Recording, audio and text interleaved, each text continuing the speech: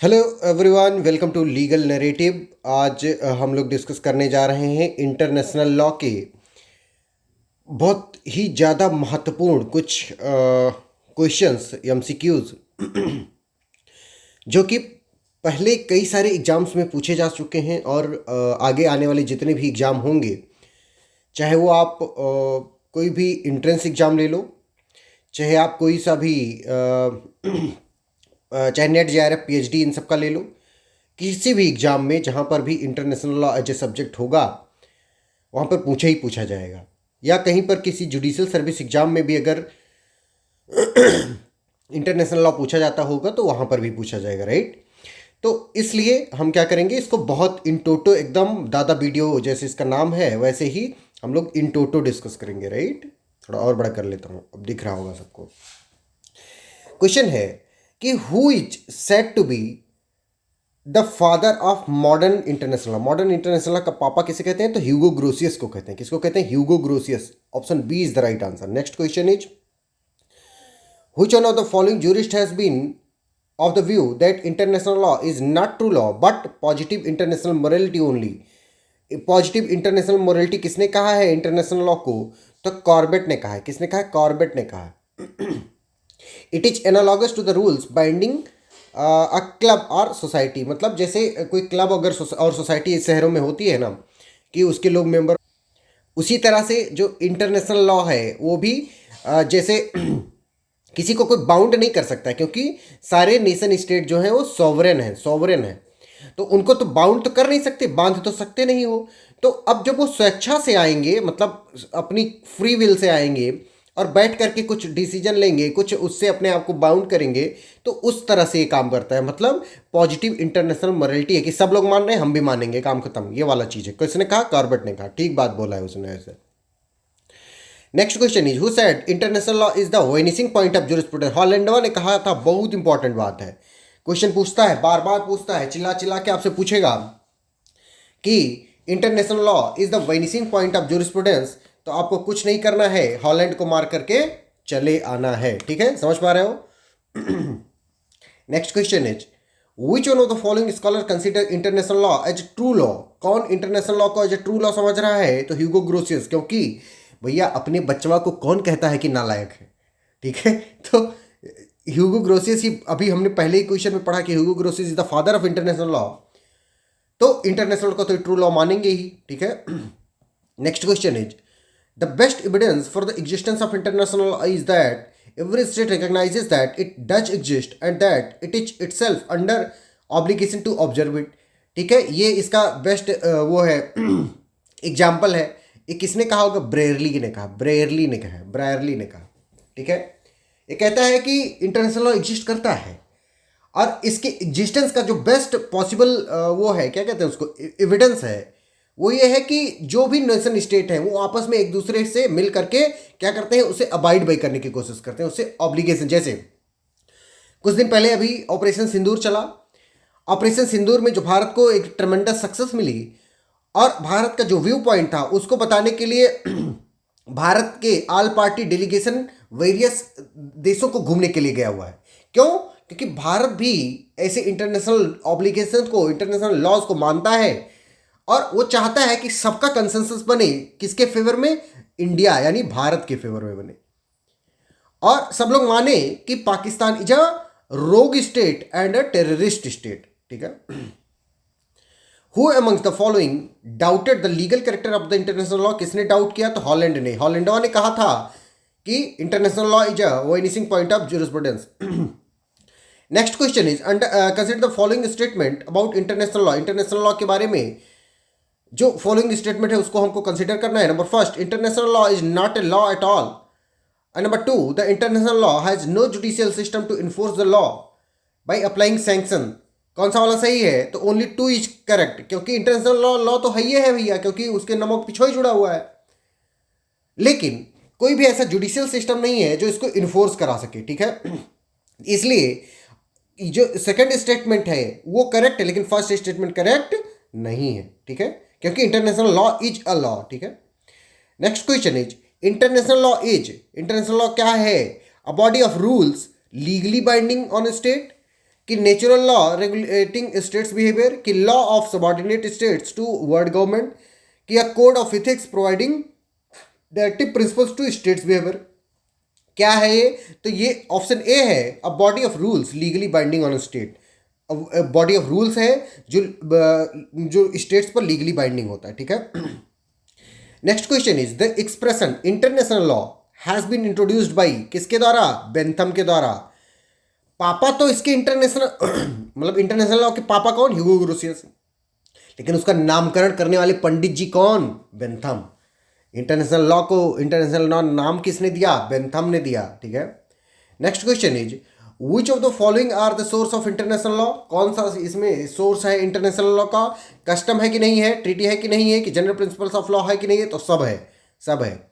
International law custom से भी आता है, ट्रीटी से भी आता है, और जनरल प्रिंसिपल्स ऑफ लॉ से तो आता ही आता है। Next question is which one of the following is relatively the most important source of international law? तो most important source of international law treaties होती हैं, ट्रीटीज जो आपस में दो देश बैठ करके, जैसे अभी आप लोगों ने सुना होगा फ्री ट्रेड एग्रीमेंट, एफटीए सुना होगा, बहुत करते हैं आजकल लोग। अभी जैसे यूएसए और इंडिया के बीच में फ्री ट्रेड एग्रीमेंट का वो बात चल रहा था, तो ऐसे ही बहुत सारे जो ट्रीटीज होती हैं आपस में होती हैं, that treaties are the binding, ठीक है, मतलब most important source of international law. जो यूनाइटेड नेशन है वो भी ट्रीटी पर ही बेस्ड है। ट्रीटी सब लोग मिल करके बैठे थे और कहे थे कि हम लोग सब लोग अबाइड बाई करेंगे, और तभी से वो यूनाइटेड नेशन चलता चला आ रहा है। Next question is who among the following said that usage represents the initial stage of the custom and customs begin where usage ends? किसने ये वाली बात कही? तो ये स्टार्कवा ने कहा, स्टार्क ने कहा ये वाली बात, स्टार्क ने ठीक है, किसने कहा भैया? स्टार्क ने कहा।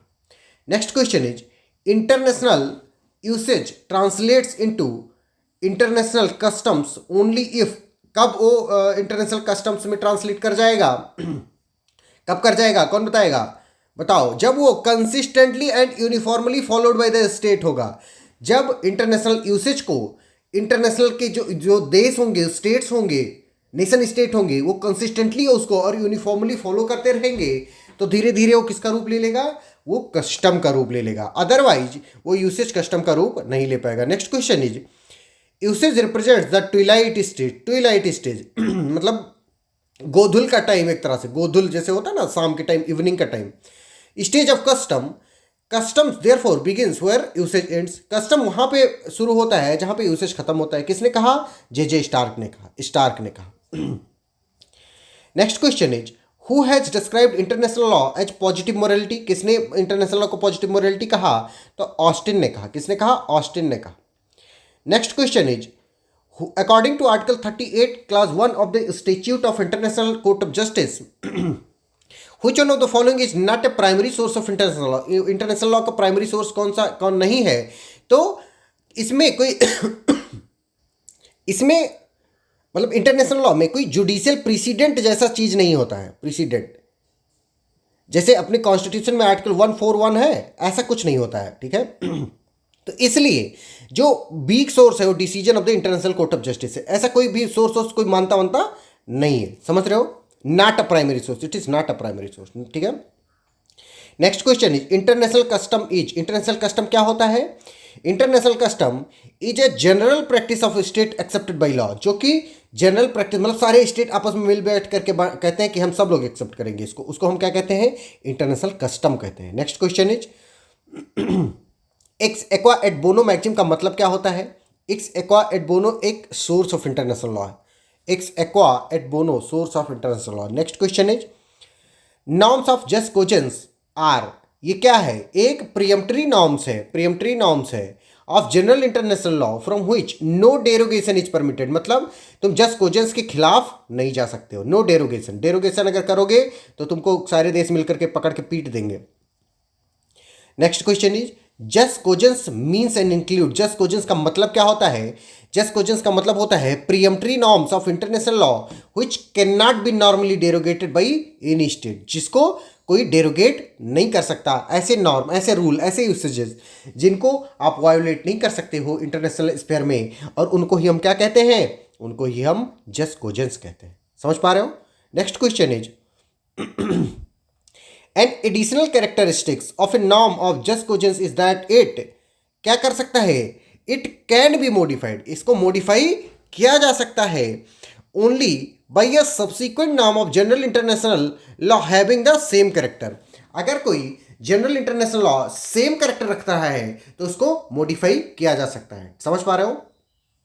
Next question is who express the view that international law can indeed be describe as law only by courtesy. किसने कहा कि सिर्फ मतलब कहने के लिए, उसको उसको थोड़ा इज्जत देने के लिए, मतलब सहनशीलता दिखाने के लिए, कर्टेसी दिखाने के लिए हम इंटरनेशनल लॉ को लॉ कह सकते हैं, अदरवाइज वो लॉ नहीं है, it is a vanishing point of jurisprudence. किसने कहा? हॉलैंड ने कहा, हॉलैंड ने कहा।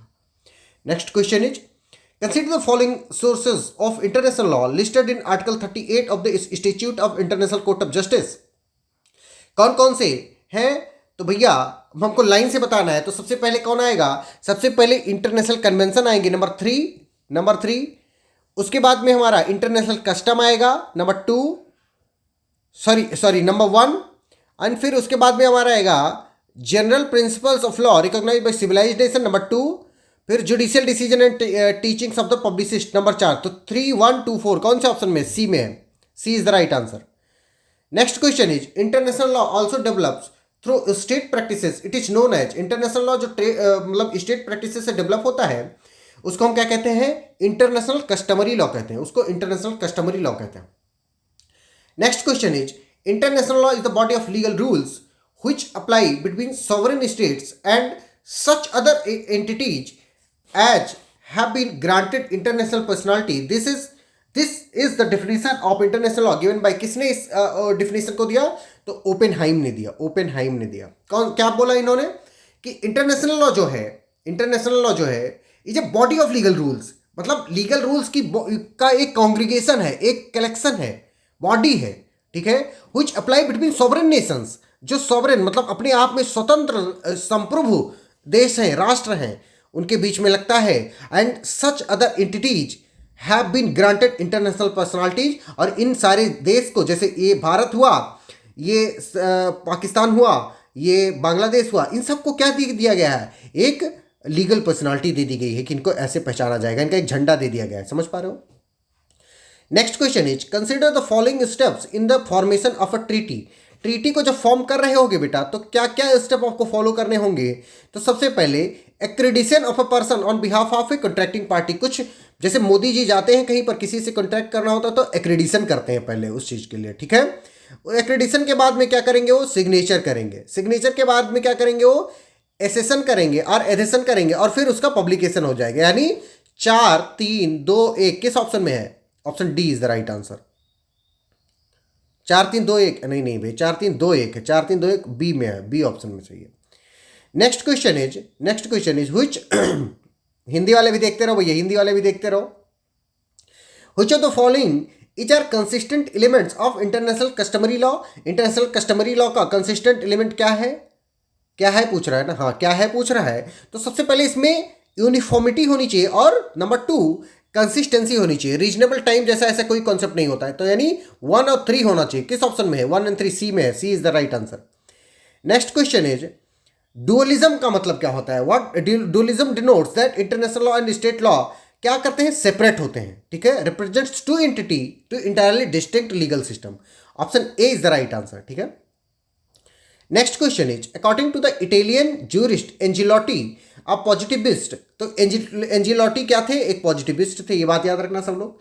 The binding force of international law is founded on the supreme principles of पैक्टा shunt सर्वंडा, मतलब कि सब लोगों को पैक्ट को मतलब गुड फेथ में मानना पड़ेगा।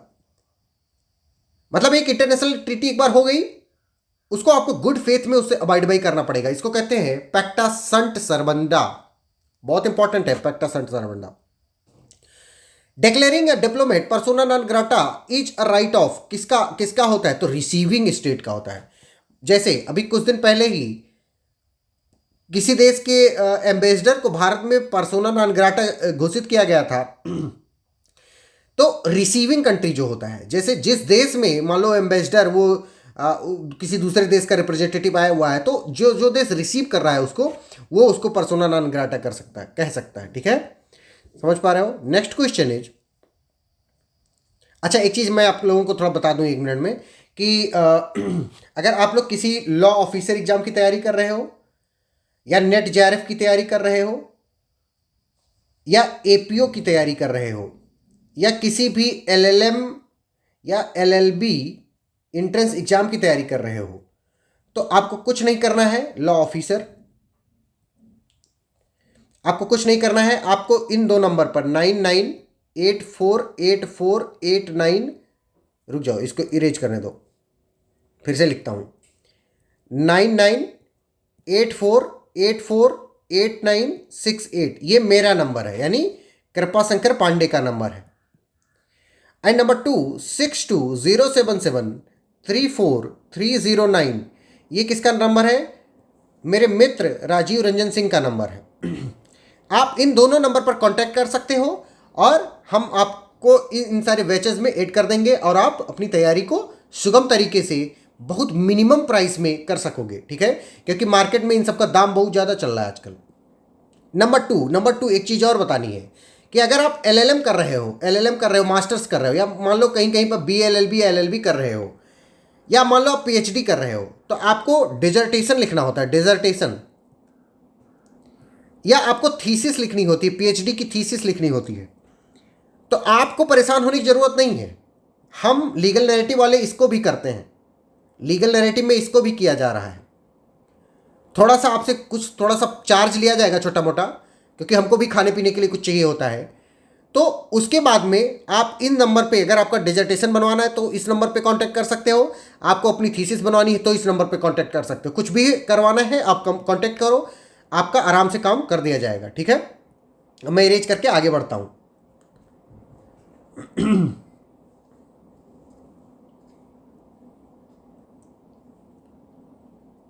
याद कर लेना नंबर 9984848968, Kripashankar Pandey. Next question is, a person born not in a country of his parents would be the national of the country where he is born on the basis of the principle of जस सोली। इस principal को अभी Donald Trump जब राष्ट्रपति बना अपने देश का यानी यूएसए का, तो उसने जस सोली प्रिंसिपल को ख़त्म कर दिया। इससे बहुत सारे भारतीय लोग थे, ऐसे उनका मुंह ऐसे कौवा जैसे फैल गया था, ठीक है, कि अब क्या होगा। ऐसा लगता है कि यूएसए की सिटीजनशिप नहीं पाएंगे तो मर जाएंगे, ठीक है, ऐसा लेकिन कुछ होता है नहीं। समझ पा रहे हो बेटा? Next question is, which one of the following doctrine is related to the recognition of the state? कौन सी डॉक्ट्रिन रिलेटेड है? टोबार डॉक्ट्रिन बहुत इंपॉर्टेंट है। कौन सी डॉक्ट्रिन? टोबार डॉक्ट्रिन। किससे रिलेटेड है? रिकॉग्निशन ऑफ स्टेट से रिलेटेड है। Next question is, a state is and becomes an international person through recognition only and exclusively. इस एक स्टेटमेंट किस कॉन्टेक्स्ट में बनाया गया? किसने कहा? ओपेनहाइम ने कहा कि कोई स्टेट है तो, लेकिन अगर उसको रिकॉग्निशन नहीं दिया जाए तो स्टेट की तरह से नहीं ट्रीट होगा, वो किसी नॉन स्टेट एक्टर की तरह से ट्रीट होगा, नॉन स्टेट एक्टर की तरह से। अगर किसी एक स्टेट को एज ए स्टेट ट्रीट होना है तो उसको रिकॉग्निशन देना होगा, किसके द्वारा? इंटरनेशनल कम्युनिटी के द्वारा। Next question is, A state is and becomes an international person by recognition is claimed by कौन सी थ्योरी के द्वारा? तो कॉन्स्टिट्यूटिव थ्योरी के द्वारा इसको क्लेम किया जा रहा है। किस थ्योरी के द्वारा? Constitutive theory. किसने कहा? ओपेनहाइम ने कहा। Next question is, which one of the following doctrine is related to the state recognition? कौन सी डॉक्ट्रिन है? तो 2 डॉक्ट्रिन है। Number first Tobar doctrine and number 2 Estrada doctrine, दोनों। तो यानी बोथ वाला ऑप्शन सही हो जाएगा, बी, बोथ। तोबार और स्ट्राटा दोनों डॉक्ट्रिन सही है। Next question is, which of the following doctrine is related to the subject of state recognition? तो कौन सी है स्टेट रिकॉग्निशन से रिलेटेड? तो तोबार और स्ट्राटा, इसमें ये दोनों होनी चाहिए, तो ये वाला ऐसा कोई ऑप्शन नहीं है, तो इसलिए हम क्या करेंगे? नन ऑफ द अबव मार देंगे, लेकिन ये दोनों रिलेटेड है, ठीक है, तोबार भी स्ट्राटा भी। Next question is, which one of the following principle is not related to recognition? कौन सा प्रिंसिपल रिकॉग्निशन से रिलेटेड नहीं है? तो मोनरो है। यानी कि टोबार, सिम्पसन और जो ये स्ट्राटा डॉक्ट्रिन है, ये किससे रिलेटेड है? स्टेट रिकॉग्निशन से, स्टेट रिकॉग्निशन से। नोट डाउन कर लो सब लोग, पूछा जाएगा क्वेश्चन में। कौन कौन सा? टोबार, सिम्पसन, स्ट्राटा डॉक्ट्रिन, ये किससे रिलेटेड है? स्टेट रिकॉग्निशन से रिलेटेड है, लेकिन मोनरो डॉक्ट्रिन जो है वो स्टेट रिकॉग्निशन से रिलेटेड नहीं है। Next question is recognition is a free act, recognition एक फ्री एक्ट है। Who amongst the following propounded this view, किसने इसको प्रोपाउंड किया? तो इंस्टीट्यूट ऑफ इंटरनेशनल लॉ ने प्रोपाउंड किया, institute of international law, B option, institute of international law, B option. Next question is once a de jure recognition is given to a new state it is, एक बार de jure recognition दे दिया गया तो क्या हो जाएगा? वो इररेवोकेबल हो जाता है, वो इररेवोकेबल हो जाता है। Next question is when a new state is formed through a revolt recognition usually granted is, उसको कैसा रिकॉग्निशन मिलता है? पहले डी फैक्टो रिकॉग्निशन मिलता है।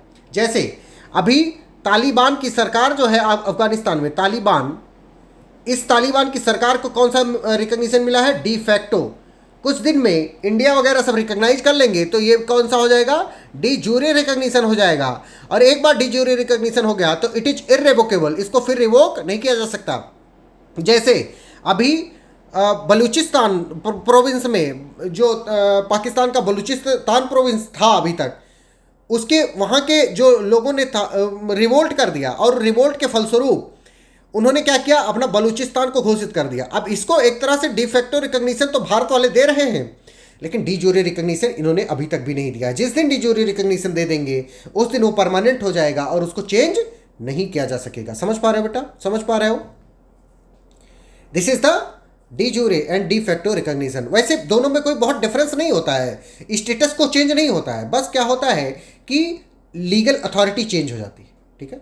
Next question is the admission of a new political entity into the United nation can be termed as, उसको क्या कहेंगे? कलेक्टिव रिकॉग्निशन कहेंगे, कलेक्टिव रिकॉग्निशन। अगर किसी स्टेट का अगर यूनाइटेड नेशन में एंट्री हो जा रही है तो इसका मतलब उसको सारे यूनाइटेड नेशन के मेंबर्स ने मान लिया, इसी वजह से उसको कलेक्टिव रिकॉग्निशन कहते हैं। Next question is the main difference between de jure and de facto recognition is that the former is, जो फॉर्मर होता है वो लीगल होता है, यानी डी जूरे वाला लीगल होता है, और डी फैक्टो वाला फैक्चुअल होता है, यानी जैसे अभी मैंने एग्जांपल तालिबान और बलूचिस्तान का लिया उस तरह से। ठीक है। नेक्स्ट क्वेश्चन इज, थोड़ा स्लो स्लो करता हूं क्योंकि आप लोग परेशान हो रहे हो, मैं देख रहा हूं, आपका चेहरा देख रहा हूं।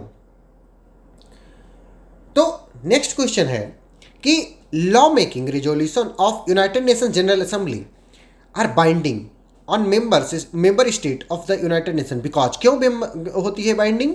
क्योंकि जो जनरल असेंबली का रिजोल्यूशन होता है it is recommendatory in nature, it is recommendatory in nature होता है। Okay. Next question is rule of state succession was first incorporated from Roman law by किसके द्वारा? ह्यूगो ग्रोसिस के द्वारा। किसको? रूल ऑफ स्टेट सक्सेशन को। Next question is the rules of neutrality were justified in, कब justified किया गया इसको? तो 1856 और 1907 दोनों में किया गया, 1856 एंड 1907 दोनों में। Next question is which one of the following theories is not related with the state succession, कौन सी थ्योरी स्टेट सक्सेशन से रिलेटेड नहीं है? तो ड्रैगो डॉक्ट्रिन इससे रिलेटेड नहीं है, Drago doctrine. Pacta shunt servanda means, pacta shunt servanda का क्या मतलब होता है? Agreement must be kept, agreement must be kept होता है कि गुड फेथ में जितने भी एग्रीमेंट इंटर किए गए हैं उनको फॉलो करना बहुत जरूरी है। अब उसका अगर कोई वायोलेशन कर देता है तब तो कोई दूसरी वजह से, भारत और पाकिस्तान के बीच में इंडस वाटर ट्रीटी थी, इंडस वाटर ट्रीटी बहुत दिनों से चली आ रही थी, 60 साल हो गए लगभग, लेकिन पाकिस्तान बहुत डेलिबरेटली एक रोग स्टेट, एक टेररिस्ट स्टेट का अपना लक्षण दिखाते दिखाते भारत को मजबूर कर दिया कि भारत उसको सस्पेंड कर दे फॉर द टाइमिंग के लिए। Now Bharat is not violating the condition of पैक्टा shunt servanda, it is only the Pakistan which is violating this rule. ठीक है, भारत नहीं इसको वायोलेट कर रहा है। समझ पा रहे हो? समझ पा रहे हो ना बेटा? Now next question is who formulated the theory of पैक्टा shunt servanda to explain the basis of international law? तो एंजिलोटी ने किया। पैक्टा संट सर्वंडा का जो कॉन्सेप्ट है, जो रूल है, वो किसने बनाया? तो एंजिलोटी ने बनाया। किसने बनाया? एंजिलोटी ने बनाया। Next question is succession of government means change of, succession of government का क्या मतलब होता है बेटा? किस चीज़ की चेंज? तो इंटरनल सॉवरेंटी चेंज होती है। जैसे यूपीए गवर्नमेंट के बाद में भारत में अभी एनडीए की गवर्नमेंट है, तो ये इंटरनल चेंज हुआ, सक्सेशन ऑफ द गवर्नमेंट हुआ, ठीक है। Next question is which one of the pair is correctly matched, इनमें से कौन सा पेयर करेक्टली मैच्ड है। तो article 38 of the institute of ICJ ये सोर्स ऑफ इंटरनेशनल लॉ के बारे में बात करता है, international court of justice. Article 38 of the institute of international court of justice talks about किसके बारे में, सोर्सेस ऑफ इंटरनेशनल लॉ के बारे में बात करें। Next question is each successive government in a state is as rule liable for the act of its predecessor, this rule is based on, किस rule पर बेस्ड करता है, तो प्रिंसिपल ऑफ कॉन्टिन्यूटी पर बेस्ड करता है। कि मतलब पिछली गवर्नमेंट ने जो किया था उससे आने वाली गवर्नमेंट, जैसे यूनाइटेड स्टेट्स में अभी तक डेमोक्रेट की सरकार थी, लेकिन अभी किसकी गवर्नमेंट है, रिपब्लिकन की गवर्नमेंट है। जो डोनाल्ड ट्रंप है रिपब्लिकन है, जो जो बिडेन थे वो किसके थे, डेमोक्रेट के थे। तो जो पॉलिसी इनकी भाई साहब की थी उसी पॉलिसी को कंटिन्यू करना पड़ेगा इनको।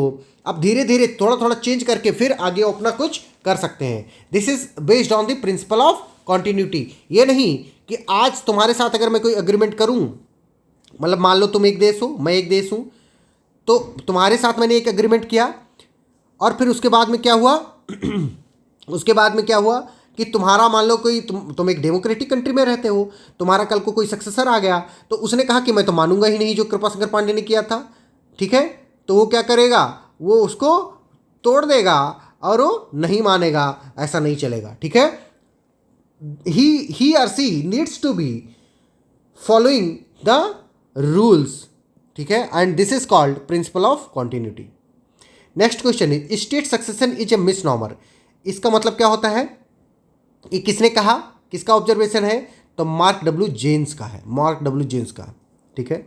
Next question is which one of the following is not a theory of state succession, state succession की थ्योरी इनमें से कौन सी नहीं है, तो कॉन्स्टिट्यूटिव थ्योरी नहीं है, क्योंकि कॉन्स्टिट्यूटिव थ्योरी तो स्टेट रिकॉग्निशन की है, स्टेट रिकॉग्निशन की है। यानी कि स्टेट सक्सेशन की थ्योरी कौन कौन सी है, तो स्टेट सक्सेशन की थ्योरी है universal succession theory, continuity theory, negative theory. ये सारी जो थ्योरीज हैं, ये थ्योरीज किस पे बेस्ड है, स्टेट सक्सेशन पर बेस्ड है, ठीक है। लेकिन जो कॉन्स्टिट्यूटिव थ्योरी है ये स्टेट रिकॉग्निशन पर बेस्ड है, ठीक है। Next question is which category of the aspect of the state succession has not yet been regulated by an international convention, किसके द्वारा रेगुलेट नहीं की गई है, claims to unliquidated damages, claims to unliquidated damages, ठीक है। Next question is which one of the following jurists have used the expression succession to rights and obligations in place of state succession, J G. Starke ने किया, J G. Starke ने किया। इसने कहा कि succession of rights and obligations होता है, ना कि स्टेट सक्सेशन होता है। मतलब स्टेट का, राज्य का उत्तराधिकार नहीं होता है, उसके अधिकारों का, उसके कर्तव्यों का उत्तराधिकार होता है, ठीक है। Next question is asylum stops where extradition begins, एक किसका स्टेटमेंट है, तो जे.जे. स्टार्क का। बहुत इंपॉर्टेंट है, याद कर लेना कि asylum stops where extradition begins किसका, स्टार्क का, जे.जे. स्टार्क का। अब हम यूनाइटेड नेशंस के बारे में पढ़ेंगे। हम गुलाबी पेन ले लेते हैं, ठीक है। रुक जाओ, नीला पेन ही लेने दो, नीला पेन ही लेने दो, कोई दूसरा कलर ले लेता हूँ, एक सेकंड, थोड़ा रंगीन कलर ले लेता हूँ, ये वाला ब्लू लेता हूँ। ऐसा इसलिए लेना पड़ रहा है क्योंकि जो यूनाइटेड नेशन है उसका जो झंडा है वो भी इसी सब कलर का है, ठीक है। तो number first, the purpose of United Nations are provided for under which of the following articles of the union charter, तो किस आर्टिकल में प्रोवाइड किया गया है, आर्टिकल 1 में इसका पर्पज प्रोवाइड किया गया है, ठीक है। Article 1 of the United nation में क्या प्रोवाइड किया गया है, उसका पर्पज प्रोवाइड किया गया है। Next question is which of the following is not a purpose of United nation under article 1 of the charter, क्या पर्पज उसका नहीं है, तो to achieve international cooperation in solving international problem of social character, ये है। Number 2, to bring about adjustment of international dispute by peaceful means, ये भी है। To develop friendly relation among nations, ये भी है। To ensure democratic governance and the rule of law in the state of the world, ये नहीं है, ये नहीं है, ठीक है। यूनाइटेड नेशन की ये जिम्मेदारी नहीं कि वो हर देश में डेमोक्रेटिक गवर्नमेंट को स्टेब्लिश करे, ये उसका कोई भी काम नहीं है, ठीक है। Next question is the term United nation was suggested by, किसके द्वारा ये बात बताई गई, तो रूजवेल्ट के द्वारा, रूजवेल्ट के द्वारा। Next question is in which one of the following article of the united charter United nation charter has the principle of self determination has been provided, किस आर्टिकल में? तो आर्टिकल 1 में प्रोवाइड किया गया है, आर्टिकल 1 में। नहीं नहीं नहीं नहीं, प्रिंसिपल ऑफ सेल्फ डिटर्मिनेशन 1 में ही प्रोवाइड किया गया है। एक बार आप लोग चेक कर लेना, आई एम नॉट श्योर, ठीक है, 1 में ही शायद प्रोवाइड किया गया हो, चेक कर लेना आप लोग, चेक कर लेना, ठीक है।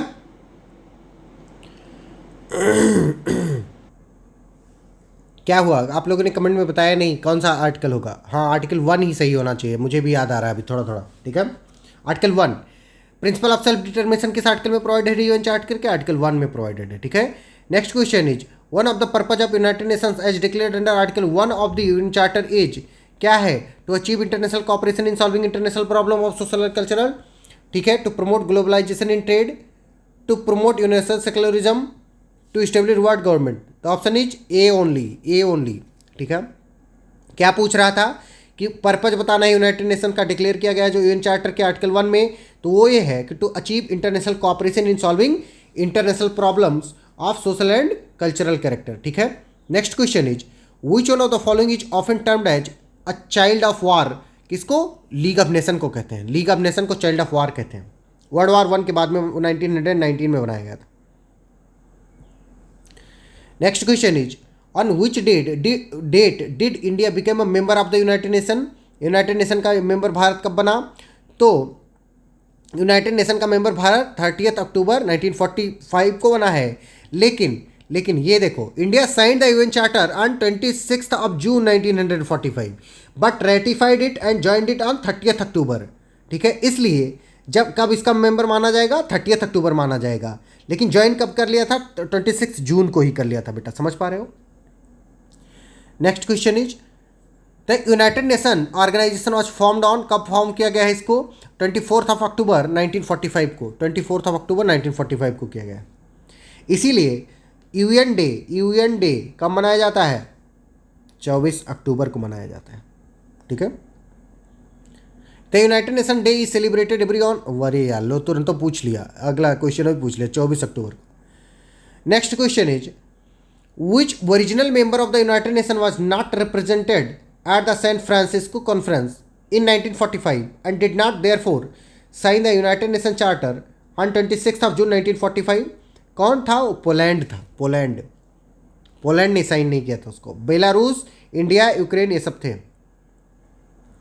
Next question is, which, sorry ये सब थे नहीं, मतलब ये सब मेंबर ही नहीं थे उस टाइम। पोलैंड और ये, सॉरी, बेलारूस और यूक्रेन ये सब नहीं थे भाई उस टाइम पे। बेलारूस और यूक्रेन तो ये कोल्ड वॉर के बाद बने हुए हैं। विच of the following pair is not correctly matched, कौन सा करेक्टली मैच्ड नहीं है? तो डिक्लेरेशन ऑफ अटलांटिक चार्टर, ये करेक्टली मैच्ड है। अटलांटिक चार्टर को 1941 में ही बनाया गया था। मॉस्को डिक्लेरेशन 1943 में होता है, द आंसर इज यस, हाँ हुआ था। डम्बार्टन ऑक्स कॉन्फ्रेंस 1940 में हुई थी, हाँ ये भी हुई थी, लेकिन केलॉग ब्रायंट पैक्ट ये 1938 में नहीं हुआ था। आप लोग नोट डाउन करके रट्टा मार लोगे, ठीक है। ये हिंदी में देखो, ये हुआ था 1941 में, ये 43 में हुआ था, 44 में हुआ था, ये 38 में नहीं हुआ था। D is the right answer. Next question is, the principal organ of the united Nations are those whose name are mentioned in, किस आर्टिकल में? आर्टिकल 7 में। आर्टिकल 7 में जिनका नाम मेंशन है, कितने आर्गन है? 6 आर्गन है प्रिंसिपल आर्गन, और उनका नाम कहाँ पे मेंशन्ड है? आर्टिकल 7 में मेंशन्ड है। Next question is, which of the following is not a principal organ of the United nation, principal organ इनमें से कौन सा नहीं है? इंटरनेशनल कोर्ट ऑफ जस्टिस है कि नहीं है? सेक्रेटरीट है कि नहीं है? ट्रस्टीशिप काउंसिल है कि नहीं है? इंटरनेशनल मॉनेटरी फंड नहीं है, और वर्ल्ड बैंक भी नहीं है, और क्या नहीं है? WTO भी नहीं है। ये सब याद रखना। IMF, हाँ ये रहा IMF, ये वर्ल्ड बैंक, ये WTO, और क्या हो सकता है जो उसमें मतलब ब्रिटेन वुड कॉन्फ्रेंस है, ये सब आए थे, ये सब नहीं है। Next question is, which of the following is not a chief organ of the, chief वही मतलब प्रिंसिपल आर्गन जो आर्टिकल 7 में नहीं दिए हुए हैं। तो लेबर ऑर्गेनाइजेशन, ये रहा, लेबर ऑर्गेनाइजेशन ही नहीं है, ठीक है। इस वाली लिस्ट में ILO भी जोड़ लो, international labour organisation. Next question is, which of the following is not a principal organ of the United nation organisation? तो human right commission, international court of justice है, इकोनॉमिक एंड सोशल काउंसिल है, trusteeship council है, ठीक है। Next question is, which one of the following is not an organ of the United nation? कौन सा organ नहीं है? तो वर्ल्ड हेल्थ ऑर्गेनाइजेशन उसका नहीं है, ठीक है, world health organisation. Which one of the following is not a principal organ of the United nation? कौन सा नहीं है? तो इंटरनेशनल लेबर ऑर्गेनाइजेशन नहीं है। Next question is what is the number of original member of the United nation? तो 51। Poland ने बाद में साइन किया था, लेकिन वो भी ओरिजिनल मेंबर माना जाता है। Next question is number of principal organ of the United nation is 6। Next question is purpose of the United nation is world peace, it is observe by किसके द्वारा? कैल्सन के द्वारा। कैल्सन के द्वारा कहा गया कि purpose of the United nation is world piece. Next question is consider the following and choose the correct answer given below, ठीक है। Respect of the territorial integrity of each state करना चाहिए, respect political independence of each state करना चाहिए, not use of force against each other करना चाहिए, तीनों होना चाहिए। 1 2 3। Next question is which one of the following is not mentioned as a principal of United nation under article 2 of the UN charter? क्या? Number first, peaceful settlement of international dispute, ये लिखा होता है। Non intervention in the matters essentially within the domestic jurisdiction of the, ये भी लिखा होता है। Sovereign equality of all members of the united, ये भी लिखा होता है। Universal respect of the human right and fundamental freedom, ये नहीं लिखा होता है, ये यूडीएचआर में लिखा हुआ है, यूडीएचआर, ठीक है। इंटरनेशनल ह्यूमन राइट कमीशन, वो भी इसका पार्ट नहीं है यूएन का। Next question is United Nations enjoys immunities and privileges in territories of the member of the state, किस आर्टिकल के तहत? 105, आर्टिकल 105। इसी के कंकरेंस में आर्टिकल 105 इंडियन कॉन्स्टिट्यूशन में, कॉन्स्टिट्यूशन ऑफ इंडिया में भी पार्लियामेंट्री प्रिविलेजेस की बात की गई है, और स्टेट में स्टेट लेजिस्लेचर के प्रिविलेज की बात 194 में की गई है, 194। Next question is the 5-year term for a secretary general of the United nation has been fixed by the, किसके द्वारा फिक्स किया गया है? तो resolution of the United nation general assembly के द्वारा फिक्स किया गया है, ठीक है, resolution of United nation general assembly. Next question is the secretary general of the United nation is appointed by, किसके द्वारा अपॉइंट किए जाते हैं? तो general assembly on the recommendation of the security council. Appoint तो जनरल असेंबली के द्वारा किए जाते हैं, लेकिन रिकमेंड किसके द्वारा किए जाते हैं? सिक्योरिटी काउंसिल के द्वारा किए जाते हैं। नेक्स्ट क्वेश्चन इज खत्म हो गया है इसका। अगला जनरल असेंबली पढ़ेंगे हम लोग, जनरल असेंबली पढ़ेंगे, ठीक है। अब बात आती है जनरल असेंबली की। तो जनरल असेंबली में पहला हमारा जो क्वेश्चन है वो कह रहा है कि first session of United nation general assembly कब हेल्ड हुआ? तो कब हेल्ड हुआ था भैया? 10 जनवरी 1946 को हेल्ड हुआ था, 10 जनवरी 1946 को हेल्ड किया था, ठीक है। Next question is which one of the following organ of the United nation perform the legislative function? तो कौन करता है? ये जनरल असेंबली करती है, जनरल असेंबली करती है, ठीक है। Now next question is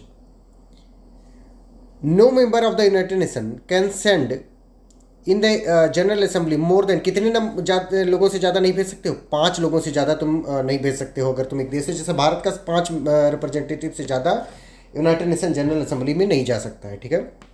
next question is consider the following statement, each member of the United nation may have not more than 5 representative in the general assembly, decision on important questions are made by a 2/3 majority of the total number of members of the general assembly। दोनों में से कौन सा statement सही है? तो दोनों सही है, दोनों सही है, ठीक है। Next question is the decision of the general assembly on important matters are made by 2/3 majority by the members present and voting. Option A is the right answer. जो इंपॉर्टेंट डिसीजन होगा जनरल असेंबली का, उसको 2/3 majority से पास किया जाएगा, ठीक है। Next question is the powers of the general assembly of the united nations in the field of international peace and security are in principal, वो क्या है बेटा? Is secondary to those of the security council है, उस security council के secondary. Next question is the budget of the united nations is approved by, अब budget किसके द्वारा अप्रूव किया जाता है? तो जनरल असेंबली के द्वारा किया जाता है, जनरल असेंबली के द्वारा किया जाता है। Next question is the uniting for peace resolution was adopted by the following, किसके द्वारा क्या लिखा हुआ है? यूनाइटिंग फॉर पीस रिजोल्यूशन किसके द्वारा अडॉप्ट किया गया? तो जनरल असेंबली के। हम जनरल असेंबली पढ़ रहे हैं, इसमें सारा क्वेश्चन जनरल असेंबली से रिलेटेड होगा, ठीक है। Next question is which one of the following statement is correct? इनमें से कौन सा स्टेटमेंट करेक्ट है? तो option B is correct, that is resolution of the general assembly are not more than recommendation. ये कोई मतलब बाइंडिंग नहीं होता है, and they can not be called source of international law. They are, मतलब जो उसके रिकमेंडेशन होते हैं, that recommendation are the not source of international law, ठीक है।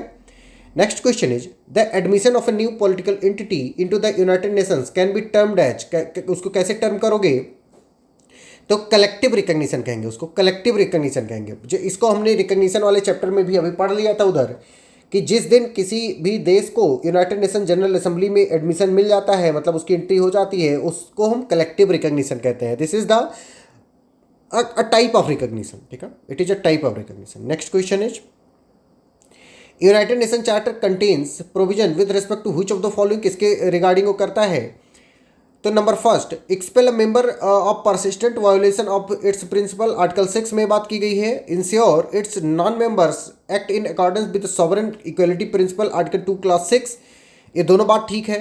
तो बोथ 1 एंड 2, ठीक है। जो नॉन मेंबर्स हैं उनको भी जो सॉवरेन इक्वलिटी का प्रिंसिपल है उसको फॉलो करना पड़ेगा, even though you are not the member of the United nation general assembly और यूनाइटेड नेशन ओवरऑल, ठीक है। What is the name of the 6th committee in the United nation general assembly? 6th committee का क्या नाम है? तो इसका नाम है लीगल कमेटी। 6th कमेटी का नाम है legal committee. Next question is the admission of any peace loving state to membership of the United nation will be effected by the, कब उसको इफेक्ट में लाया जाएगा?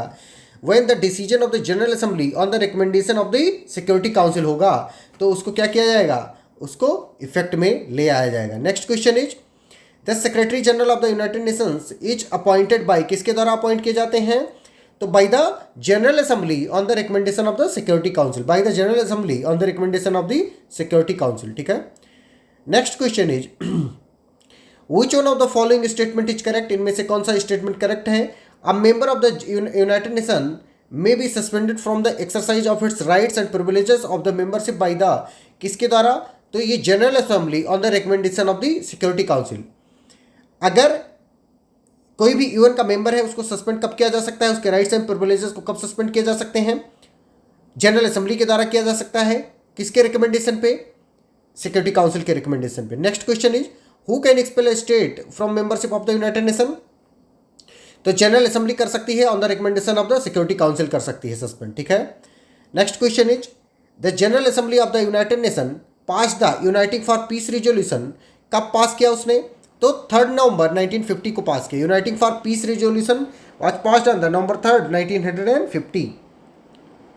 3 नवंबर 1950 को पास किया गया। Next question is consider the following statement the general assembly can request the international court of justice to give an advisory opinion on any legal question. Number 2, the general assembly may authorise other organs and specialised agencies of the United nation to seek such advice from the International Court of Justice. Number 3, the Security Council has independent power to seek advisory opinion on legal questions from the International Court of Justice. तो कौन सा सही होगा? तो D, यानी all are correct, सब सही हैं, 3 के तीनों सही हैं।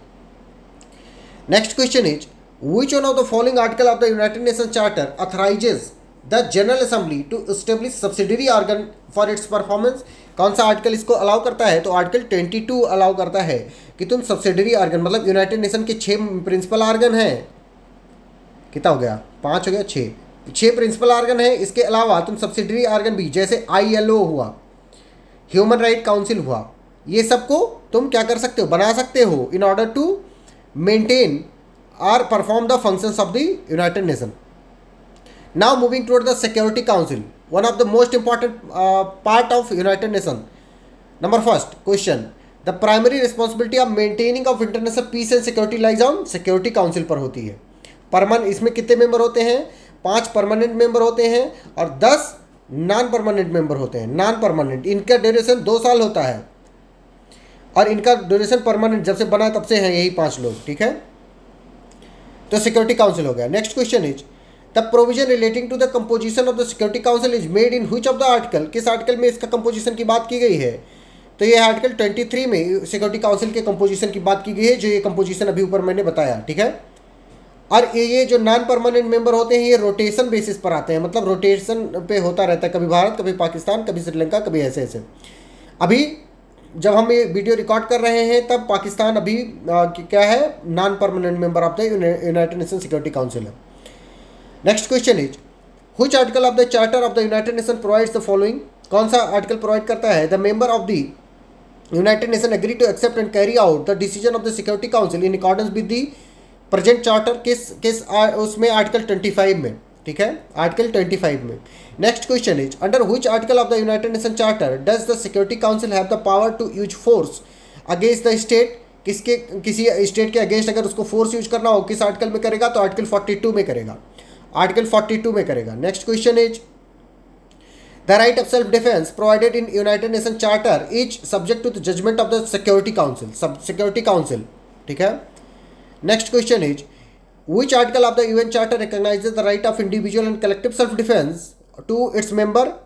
तो कौन सा है? आर्टिकल 51। जैसे भारत ने ऑपरेशन सिंदूर जो चलाया वो सेल्फ डिफेंस में चलाया है कि जाकर के हम टेररिस्ट को सफाया कर देंगे, ठीक है, उनको 72 हूरों के पास भेज देंगे, 72 हूरें, ठीक है। Next question is how many members are there in the security council of the United nation? तो कितने होते हैं? 15 होते हैं, 5 permanent, 10 non permanent. Next question is what is the term of the non permanent member of the security council? 2 साल, अभी कुछ देर पहले मैंने बताया है। Next question is which one of the following state is not a permanent member of the security council? कौन नहीं है? चाइना है, यूनाइटेड किंगडम है, यूनाइटेड स्टेट्स है, जापान नहीं है, इंडिया भी नहीं है, ठीक है। Next question is which of the following countries is not a permanent member of the United nation security council? तो स्पेन नहीं है, यूएस, यूके, फ्रांस है। Next question is the decision of the security council on procedural matter are made by? Procedural matter पर कैसे made किए जाते हैं? It is affirmative vote of 9 member. 15 में से 9 लोग अगर सपोर्ट में वोट कर दिए तो उसको मान लिया जाएगा। नेक्स्ट क्वेश्चन इज लेकिन जो परमानेंट मेंबर है उनके पास वीटो पावर होता है, निषेधाधिकार होता है, वीटो पावर सिर्फ परमानेंट मेंबर के पास होता है, 5 लोगों के पास है, ठीक है। Next question is, in spite of the fact that veto is inconsistent with the principle of sovereign equality of all members of the United Nations, veto is vested with the permanent members of the Security Council for किस चीज़ के लिए? तो for maintaining international peace and security के लिए उनको दे दिया गया, ठीक है, veto power। Next question is, the voting procedure in the Security Council for the admission of a member of the United Nations is voting कैसे होती है? तो and affirmative vote of 9 members including the concurring vote of the permanent members, ठीक है। Affirmative vote होना चाहिए 9 member का, उसके साथ साथ कंकरिंग वोट भी परमानेंट मेंबर्स का होना चाहिए उसमें, ठीक है। यानी वीटो पावर अगर कोई लगा दिया तो उसको नहीं माना जाएगा। Next question is the action required to carry out the decision of the security council for maintenance of international peace and security shall be taken by which of the following? किसके द्वारा इसको लिया जाएगा? तो सबके द्वारा, all the members of the United nation or some of them as security council में determine. जैसे सिक्योरिटी काउंसिल डिटरमिन करेगी वैसे मेंबर्स के द्वारा एक्शन लिया जाएगा। नाउ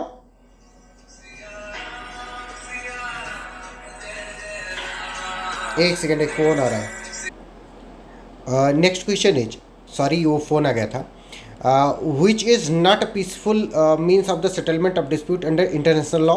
कौन सा नहीं है इंटरनेशनल लॉ में? तो यूज ऑफ फोर्स नहीं है भैया। निगोसिएशन, कंसिलिएशन, गुड ऑफिस जो होता है वो क्या होता है? पीसफुल, मतलब आपस में बातचीत करके, लड़ाई झगड़ा ना करो, आपस में बातचीत करके मामला सुलटा लो, इसे पीसफुल मेथड कहेंगे, ठीक है। अब हम next organ of the United nation पढ़ने जा रहे हैं, इकोनॉमिक, सोशल एंड ट्रस्टीशिप, इकोसॉक भी कहते हैं जिसको। Number first question is Which of the following article of the UN Charter deals with the functions and power of the Economic and Social Council? तो कौन सा आर्टिकल है वो? Article 62 and 63। Next question is originally the number of members of the economic and social council was? कितने थे original member? 18 थे, ठीक है। नेक्स्ट क्वेश्चन इज इकोसॉक कंसिस्ट ऑफ कितने मेंबर? अभी 54 मेंबर है, 54 members. In which city the United nation human right council based? कहाँ पे united nation human right council का ऑफिस कहाँ पे है भैया? तो ये जेनेवा में। मेंबर्स ऑफ द इकोसॉक of United nation organisation are elected by? किसके द्वारा इनको इलेक्ट किया जाता है? तो united nation general assembly of United nation organisation, ठीक है। यानी जनरल असेंबली के द्वारा इकोसॉक के मेंबर को इलेक्ट किया जाता है। Next question is Which one of the following is not the function of the Economic and Social Council? Economic and social council का काम क्या नहीं है? तो supervision and control of the function and of specialised agencies नहीं है, ठीक है। Supervision and control of the functions of the specialised agencies. Next question is which of the following organs of the united nations has formally suspended its operation. किसने अपना formally suspend कर दिया operation? तो trusteeship council ने कर दिया। Next question, अब हम आईसीजे के बारे में पढ़ेंगे, ठीक है, इंटरनेशनल कोर्ट ऑफ जस्टिस के बारे में। First question is judicial organ of the United nation is International court of Justice, ICJ. Next question is where is the headquarter of the international court of justice? तो ये कहाँ पे है? तो ये द हेग में, the Hague, Netherland. Next question is of which of the following international judicial institution is the seat not at the Hague? किसका Hague में नहीं है? तो international tribunal for the law of seas का UNCLOS इसको apply करने वाले tribunal का यहाँ पे नहीं है, बाकी सबका है। यानी इंटरनेशनल क्रिमिनल कोर्ट का है, इंटरनेशनल कोर्ट ऑफ जस्टिस का है, परमानेंट कोर्ट ऑफ आर्बिट्रेशन, तीनों लोगों का जो हेडक्वार्टर है वो कहाँ पे बेटा? हेग में, Hague Netherland. Next question is the International criminal Court is located at? International criminal Court कहाँ पे लोकेटेड है? द हेग में, द हेग में, नीदरलैंड। क्वेश्चन है द जजेस of the international court of Justice are elected for a term of? कितने दिनों के लिए? तो 9 ईयर के लिए, 9 ईयर के लिए। Next question is the international court of justice consist of? कितने लोगों को कंसिस्ट ऑफ करता है ये? तो the president, the vice president and 13 other member, यानी 15 लोग होते हैं, 15 लोग होते हैं। वहाँ प्रेसिडेंट होता है, वाइस प्रेसिडेंट होता है और 13 अदर जजेस होते हैं, ठीक है। ये 9 साल के लिए अपॉइंट होते हैं। अच्छा, आप लोग इस वीडियो को थोड़ा लाइक एक भी कर दो और कमेंट वगैरह भी कर देना अगर कुछ मन करे कि हाँ अच्छा लग रहा हो या इन्फॉर्मेटिव लग रहा हो या हमारी आपको लग रहा हो कि मैं मेहनत कर रहा हूँ, तो आप थोड़ा उसमें कमेंट कर दो, ठीक है। ज़बरदस्ती नहीं है, कोई ज़बरदस्ती नहीं है, अगर आपका मन करेगा तभी करना, ठीक है, कोई फोर्स नहीं है हमारी तरफ से। Next question is the quorum of the international court of justice is? Quorum कितना होता है? अभी कुछ देर पहले मैंने बता दिया है, मतलब टोटल नंबर ऑफ जजेस 15 होते हैं, लेकिन कोरम इसका क्या होता है? 9 जजेस का होता है, 9 जजेस का, 9 जजेस। The decision of the international court of justice is signed by whom? किसके द्वारा साइन किया जाता है? तो रजिस्ट्रार और प्रेसिडेंट दोनों के द्वारा साइन किया जाता है, मतलब सिर्फ प्रेसिडेंट या सिर्फ रजिस्ट्रार नहीं, दोनों लोग साइन करते हैं। Next question is the permanent court of arbitration was established in pursuance of the following? किसके परसुएंस में उसको एस्टेब्लिश किया गया है? तो द हेग कॉन्फ्रेंस 1899 एंड 1907 के परसुएंस में किया गया, ठीक है। Next question is the international court of justice shall consist of 15 members but no 2 members shall be of the same notion as provided in the statute of international court of justice? किस उसमें बताया गया है? तो article 3 में बताया गया, article 3, ठीक है। फिर से बोल देता हूं कि इंटरनेशनल कोर्ट ऑफ जस्टिस कितने मेंबर कंसिस्ट करेगा? 15 मेंबर का कंसिस्ट करेगा, लेकिन कोई भी 2 मेंबर यानी कोई भी 2 जजेस सेम देश के नहीं होंगे, ठीक है। जजेस होंगे 15, लेकिन एक ही देश का 2 जज नहीं हो सकता एक साथ में, ये क्वेश्चन कह रहा है। कौन सा आर्टिकल बताता है? आर्टिकल 3 किसका? ICJ, international court of justice का स्टैट्यूट।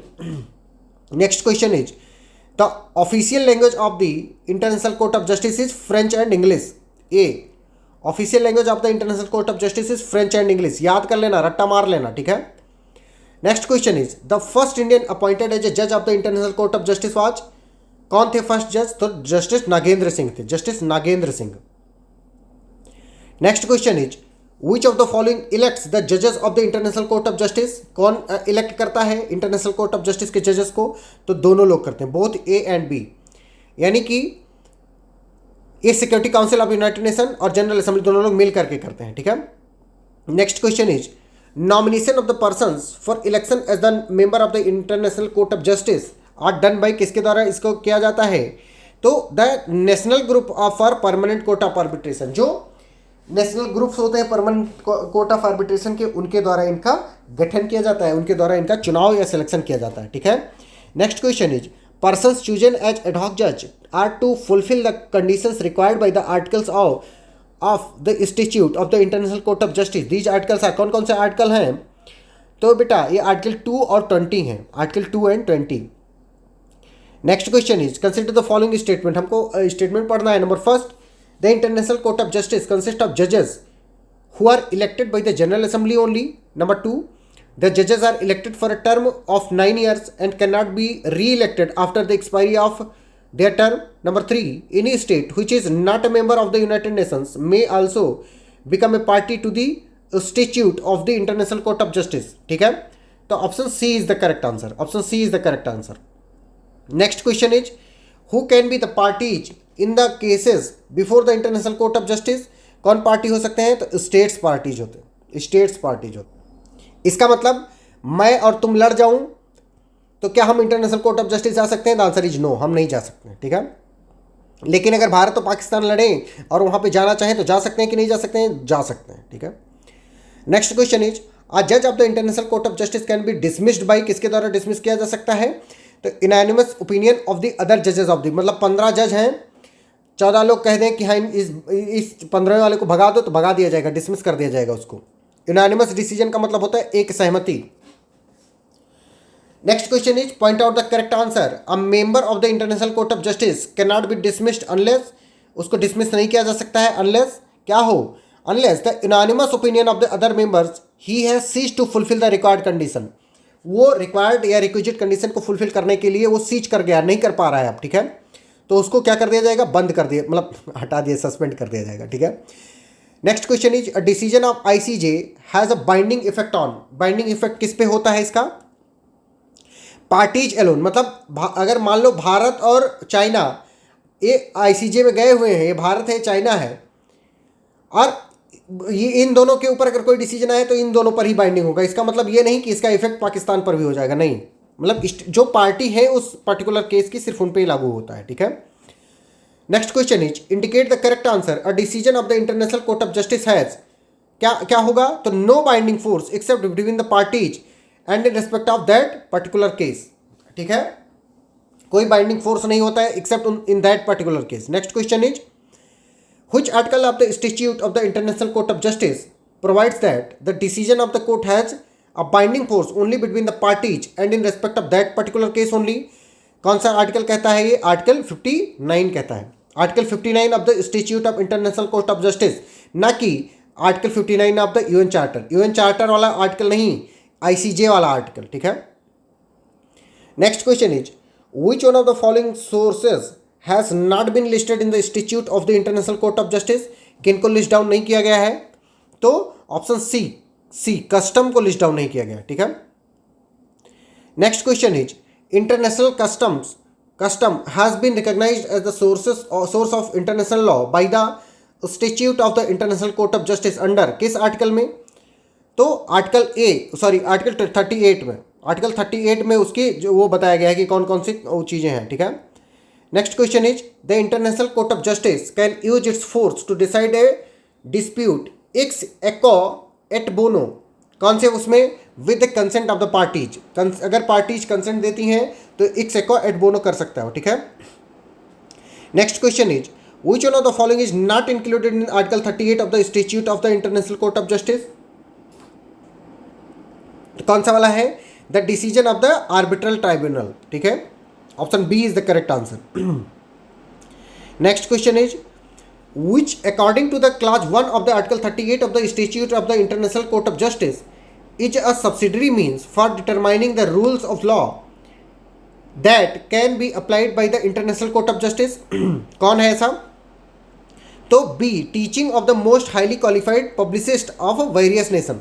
ठीक है, next question is which one of the following is applied by the international court of Justice as a subsidiary means for determination of the rule of law. कौन सा वाला है? तो judicial decision बेटा। ठीक है,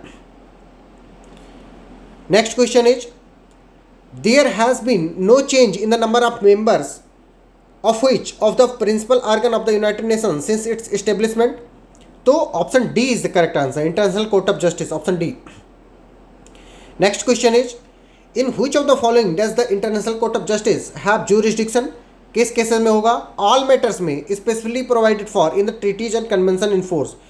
सिर्फ उन चीज़ों में जिनमें ट्रीटी के द्वारा उसको स्पेशली प्रोवाइड किया गया है उसमें उसका ज्यूरिसडिक्शन होगा। ठीक है, next question is the judgement of the international court of justice is to be signed by, किसके द्वारा साइन किया जाएगा? जजमेंट प्रेसिडेंट और रजिस्ट्रार दोनों के द्वारा साइन किया जाएगा। अच्छा, एक बात मैं आप लोगों को बता देता हूँ, आपको किसी भी एग्जाम की प्रिपरेशन करनी है लॉ से रिलेटेड, चाहे वो लॉ ऑफिसर हो, एपीओ हो, नेट जेआरएफ हो, एलएलएम एग्जाम हो, कोई सा भी एग्जाम की प्रिपरेशन करनी है, आपको सिर्फ 2 नंबर को याद रखना है और व्हाट्सएप कर देना है 9984848968 फिर से लिख देता हूँ उसको, 9984848968, ये कृपाशंकर पांडे यानी मेरा नंबर है।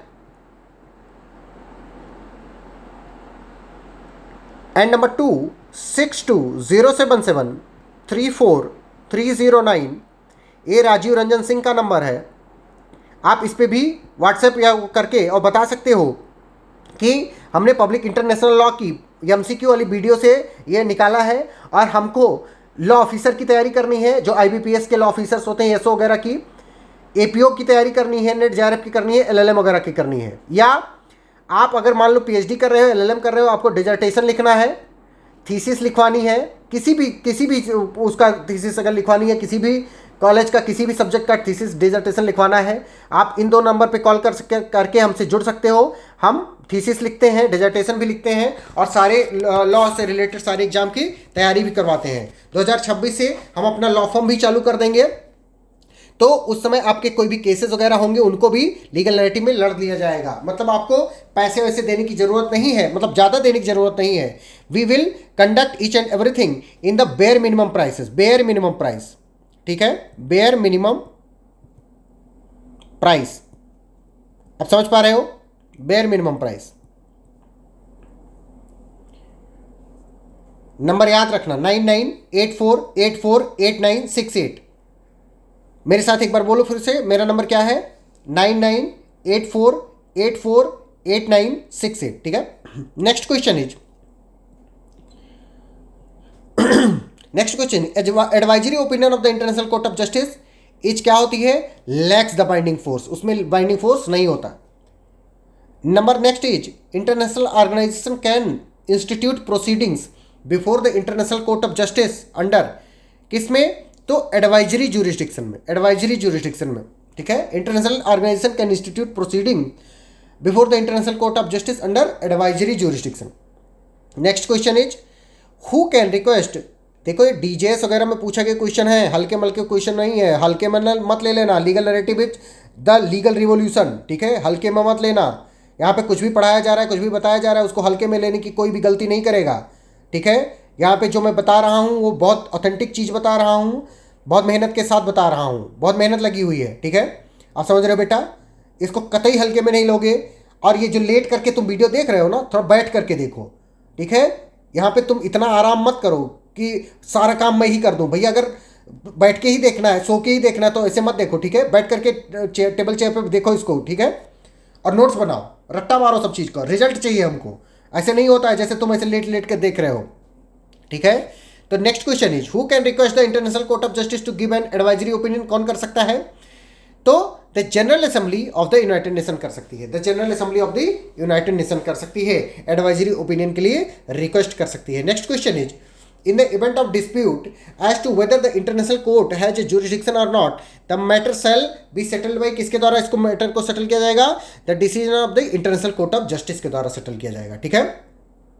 Next question is the optional clause in para 2 of article 36 of the institute of international court of justice is related to, किससे रिलेटेड है, तो कंपल्सरी ज्यूरिसडिक्शन से रिलेटेड है, कंपल्सरी ज्यूरिसडिक्शन से रिलेटेड है, ठीक है।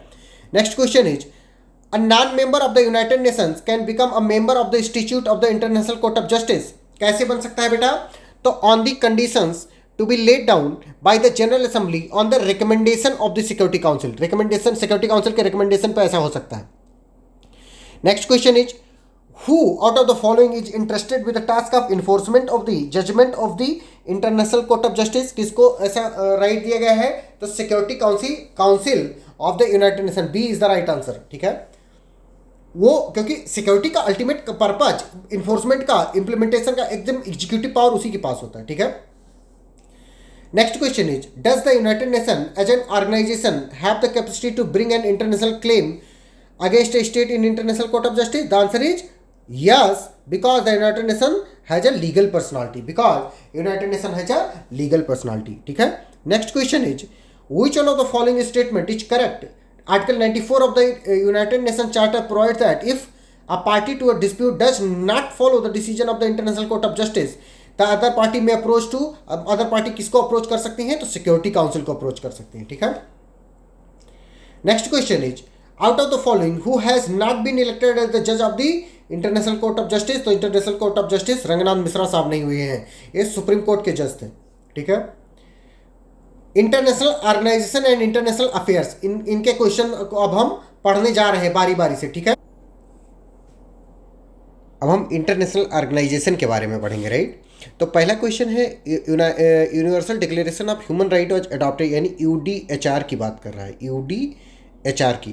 तो कब किया गया था? 10 दिसंबर 1948 को। इसी दिन ह्यूमन राइट डे भी मनाया जाता है, ह्यूमन राइट डे भी मनाया जाता है इसी दिन 10 दिसंबर को। Next question is the universal declaration of human right was framed in the year, किस ईयर में इसको फ्रेम किया गया? 1948 में, ठीक है। The charter of the united nations in क्या किस चीज़ को करता है? तो enumerates human right, imposes obligation on the state to promote human right, कि contains mechanism to implement human right, कि imposes obligation on the state to protect. तो option C is the right answer, option C.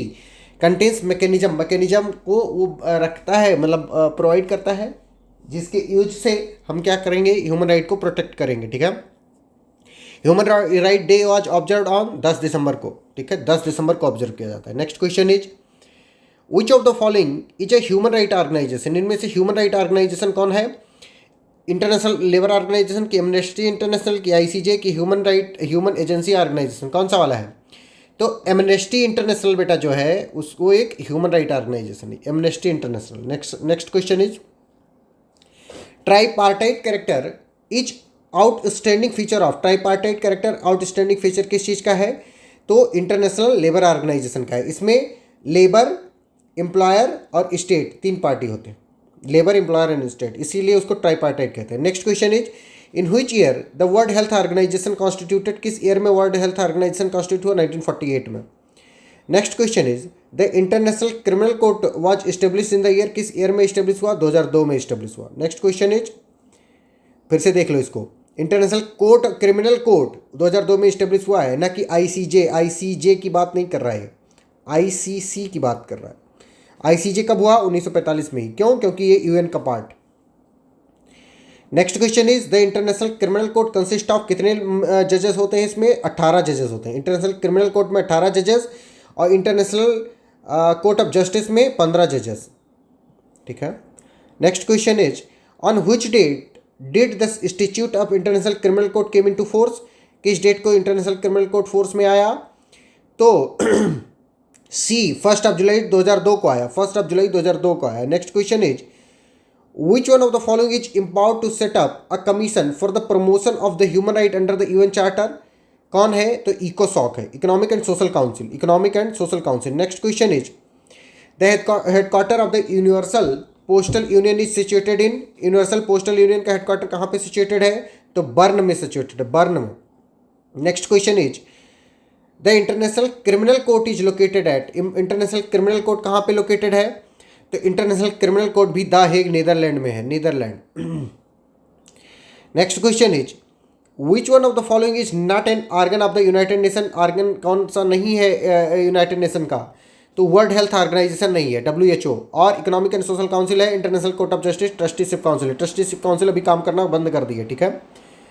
Next question is most of the rights of the UDHR are incorporated in part 3 of the constitution, part 3 of the constitution and part 4 of the, यानी कि fundamental right and DPSP में उसको इंश्राइंड कर दिया गया, inculcate कर दिया गया, ठीक है। Next question is decisions of the international arbitral tribunal such as permanent court of arbitration have, क्या है उसका फोर्स, क्या है? तो contributed to the development of the international law, international law के डेवलपमेंट में कंट्रीब्यूट कर रहा है, ठीक है। The Rwanda international criminal tribunal was established as per, किसके बेसिस पर उसको इस्टेब्लिश किया गया है? तो it is establish on the resolution of the security council, it is establish on the resolution of security council. Next question is the universal declaration of human right 1948 was adopted bye, किसके द्वारा adopt किया गया? तो general assembly के द्वारा UDHR को adopt किया गया 1948 में, ठीक है। Next question is when was the Rio declaration of on environment and development was made, किस ईयर में मेड किया गया इसको? तो जून 1992 में, जून 1992 में मेड किया गया। Next question is which one of the following is a member of the non proliferation treaty, non proliferation के ट्रीटी का कौन पार्ट है? तो चाइना है। इंडिया, नॉर्थ कोरिया और इजराइल इसका पार्ट नहीं है। नॉन प्रोलिफरेशन ट्रीटी क्या होती है बेटा, कि जो न्यूक्लियर वेपन वाली बात होती है, या न्यूक्लियर वेपन नहीं बना सकते, ठीक है, या कोई वेपन ऑफ मास डिस्ट्रक्शन नहीं बना सकते। Who amongst the following was a member of the international court of justice, कौन मेंबर थे इंटरनेशनल कोर्ट ऑफ जस्टिस के, तो डॉक्टर नागेंद्र सिंह, डॉक्टर कह लो, जस्टिस कह लो, ये लोग इंटरनेशनल कोर्ट के कोर्ट ऑफ जस्टिस के मेंबर रह चुके हैं, ठीक है। Next question is which principal organ of the United nation has been assigned specific function by the charter regarding the respect for human right and fundamental freedom, तो कौन सा है, इकोनॉमिक एंड सोशल काउंसिल, इकोसॉक। Next question is the book development of international law broad political organ of the United nation was authored bye, किसके द्वारा authored किया गया है, तो रोसालिन हिगिंस के द्वारा, रोसालिन हिगिंस के द्वारा किया गया, ठीक है। क्वेश्चन एक बार फिर से पढ़ो, the development of international law through political organ of the United nation, किसने लिखा है, रोसालिन हिगिंस ने लिखा। हिंदी वाले देखो, संयुक्त राष्ट्र के राजनीतिक अंगों के माध्यम से अंतर्राष्ट्रीय कानून का विकास, पुस्तक किसने लिखा है, तो रोजालिन हिगिंस ने लिखा है, ठीक है। Next question is the name of the first women जज of the international court of justice is, क्या था, रोसालिन हिगिंस ही था, रोसालिन हिगिंस, ठीक है। Next question is which one of the following state propose the creation of the troika in place of the secretary general of the United nation, किसने propose किया, USSR ने propose किया, मतलब अस्ट्राइल रसिया ने, ठीक है। पहले के ज़माने पे यूएसएसआर हुआ करता था, वो जब टूट के बिखर गया तो क्या बना, रसिया बना, ठीक है। Next question is which one of the following organ deals with the refugee, refugee से कौन डील करता है, तो united nation human right, United nation क्या है, human right council for refugee, ऐसे पता नहीं कौन है, जो भी है उसका फुल फॉर्म मुझे याद अभी नहीं आ रहा है। यूनाइटेड सॉरी याद आ गया, यूनाइटेड नेशन ह्यूमन नहीं high commissioner for refugee, high commissioner for refugee, high commissioner for refugee, ठीक है, UNHCR। Next question is which of the following organisation is related to child welfare, child welfare से कौन related है, UNICEF, UNICEF. Next question is where is UNESCO's headquarter is situated, UNESCO का headquarter कहाँ situated है, Paris में situated है। The headquarter of the WTO world intellectual property organisation located कहाँ पे है, तो जिनेवा में है। वर्ल्ड वाइपो जिसे कहते हैं, वाइपो, कॉलेज वॉलेज में लोग एकदम मरे जा रहे होते हैं वाइपो का वो सर्टिफिकेट लेने के लिए, फिर उसके बाद कुछ नहीं उखाड़ पाते हैं, ठीक है। इसीलिए ज्वाइन करो लीगल नैरेटिव की टीम, लीगल नैरेटिव की टीम ज्वाइन करो, या तुम यहाँ पे लीगल नैरेटिव में आकर के इंटर्नशिप करो, ठीक है। इंटर्नशिप लॉन्च कर रहे हैं हम। Which of the following countries is not a member of SAARC, SAARC का मेंबर कौन नहीं है, तो सिंगापुर नहीं है, ठीक है। पाकिस्तान, भूटान और इंडिया है। Next question is who is the writer of the book entitled De Jure Belli Pacis, बहुत इंपॉर्टेंट है, ह्यूगो ग्रोसेस ने लिखा हुआ। डे जूरे बेली स्पेसिस किसने लिखा है, ह्यूगो ग्रोसेस ने लिखा है। Next question is the following is not an organ of the United nation, united nation का ऑर्गन कौन नहीं है, तो इंटरनेशनल लेबर ऑर्गेनाइजेशन नहीं है, ठीक है, ILO। सेक्रेटरीट है, ट्रस्टीशिप काउंसिल है, इकोनॉमिक एंड सोशल काउंसिल है। Next question is law day कब मनाया जाता है, law day is celebrated on which day, तो 26 नवंबर को मनाया जाता है, ठीक है, 26 नवंबर को। अब इसी दिन कॉन्स्टिट्यूशन डे भी शायद मनाने जाने लगा है। Next question is which one of the following is a third generation human right, third generation human right कौन है, तो right to development, right to development, ठीक है। अब which of the following international judicial institution is the seat not at the Hague, Hague में नहीं है, तो इंटरनेशनल ट्राइब्यूनल ऑफ सीज का नहीं है, इंटरनेशनल ट्राइब्यूनल ऑफ सीज का नहीं है, ठीक है। Next question is which of the following is not a specialised agency of the United Nation, specialised agency नहीं है यूनाइटेड नेशन की, कौन सी वाली, United nation human right commission नहीं है, UNHRC। Next question is the Manila declaration 2012 is related to, किससे related है, ये तो मरीन कोस्ट प्रोटेक्शन से रिलेटेड है। Manila declaration is related to marine coast protection. Next question is which of the following combination are not correctly matched, कौन सा combination correctly matched नहीं है, तो आप लोग बैठ करके मैच कर लेना, मैं बहुत ज़्यादा बताऊंगा नहीं, लेकिन स्क्रीनशॉट ले लो, मैच कर लेना, ठीक है। Next question is which of the following pairs is not correctly match, इसको भी आप लोग खुद से मैच कर लेना, मैं नहीं बताने वाला, ठीक है। लेकिन ऑप्शन डी होगा, कैलॉग ब्रांड वाला मैं बता चुका हूँ ऊपर, वही वाला है। Next question is which one of the following is the correct statement. Correct statement कौन है? The customary international law of treaties was codified in the year, किस ईयर में? वियना कन्वेंशन 1980 में, वियना कन्वेंशन 1980 में। The international covenant on the civil and political right was adopted by the general assembly on the, किस date को? तो दिसंबर 16 1966 को, दिसंबर 16 1966। Indicate the sequence in which the following were established. तो सबसे पहले कौन सा इस्टेब्लिश किया गया होगा? तो सबसे पहले इंटरनेशनल लेबर ऑर्गेनाइजेशन किया गया है, फिर उसके बाद में न्यूरेमबर्ग मिलिट्री ट्रायल हुआ 1929 में, फिर उसके बाद में क्या हुआ होगा? उसके बाद में इंटरनेशनल कोर्ट ऑफ जस्टिस आया, मतलब 1948 में, या सॉरी 1945 में, फिर इंटरनेशनल वार क्रिमिनल ये यूगोस्लाविया वाले हुए। तो 1 2 1 3 4 2 किस ऑप्शन में है? Option A is the correct answer. Next question is the permanent court of arbitration was established in the pursuance of the following. किसके परसुएंस में परमानेंट कोर्ट ऑफ आर्बिट्रेशन को एस्टेब्लिश किया गया? तो the Hague conference of 1899 and 1907 के pursuance में किया गया। किसको? The permanent court of arbitration को एस्टेब्लिश किया गया है the Hague conference of 1899 and 1907 के परसुएंस में, ठीक है। Next question is the core crime listed in the statute of international criminal court are. कितने नंबर की कोर क्राइम है? तो सी 1 2 3 4, मतलब 3 तरीके के कोर क्राइम। देख लेना आप लोग, जाके गूगल कर लेना, ठीक है।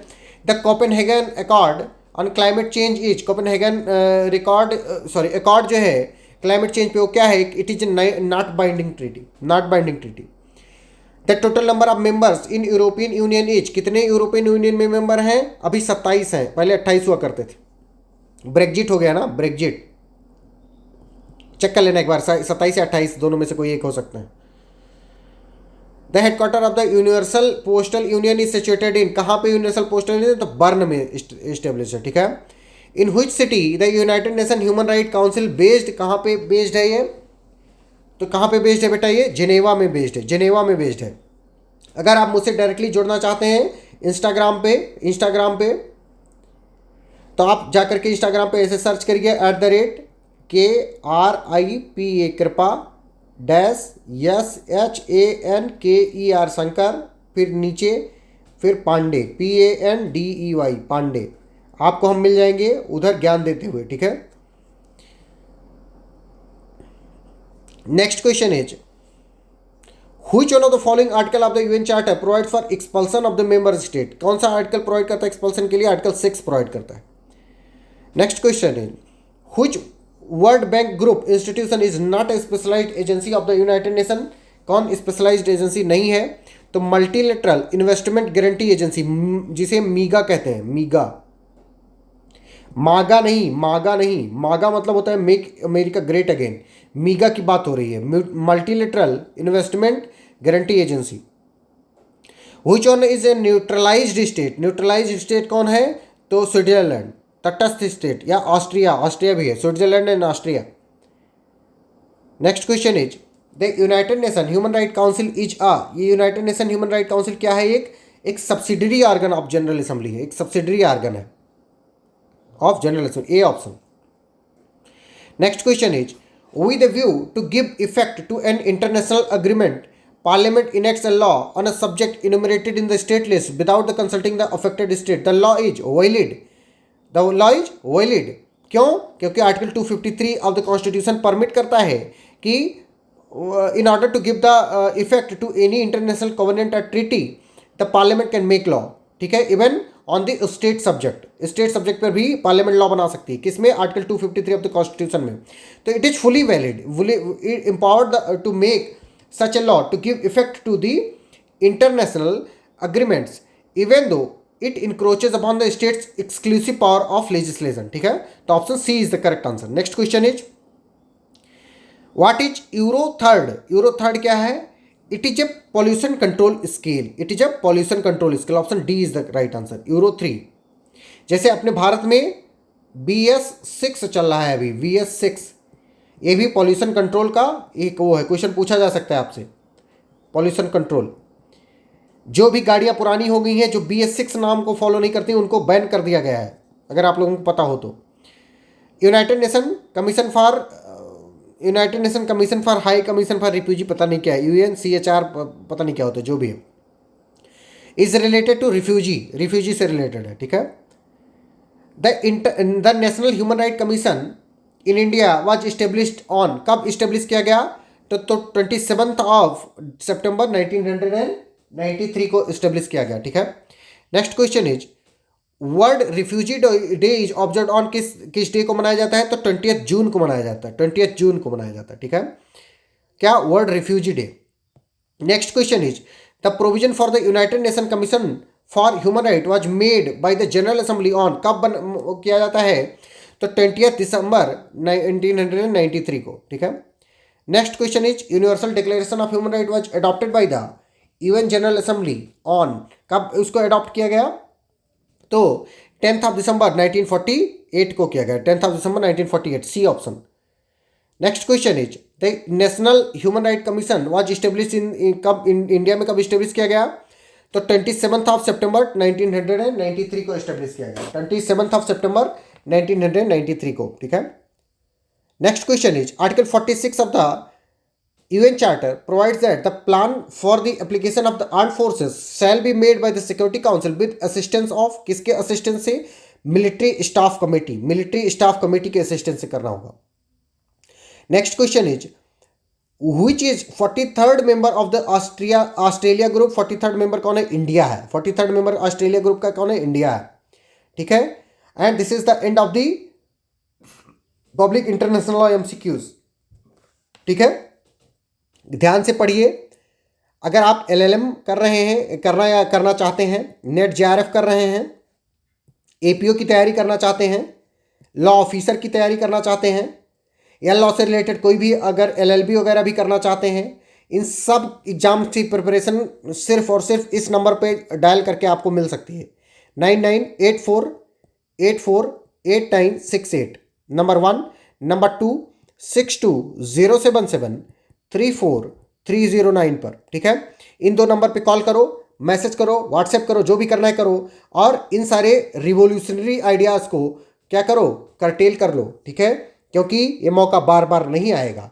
तब तक के लिए राधे राधे, बाय बाय, महादेव, ख्याल रखना सब लोग, बाय बाय।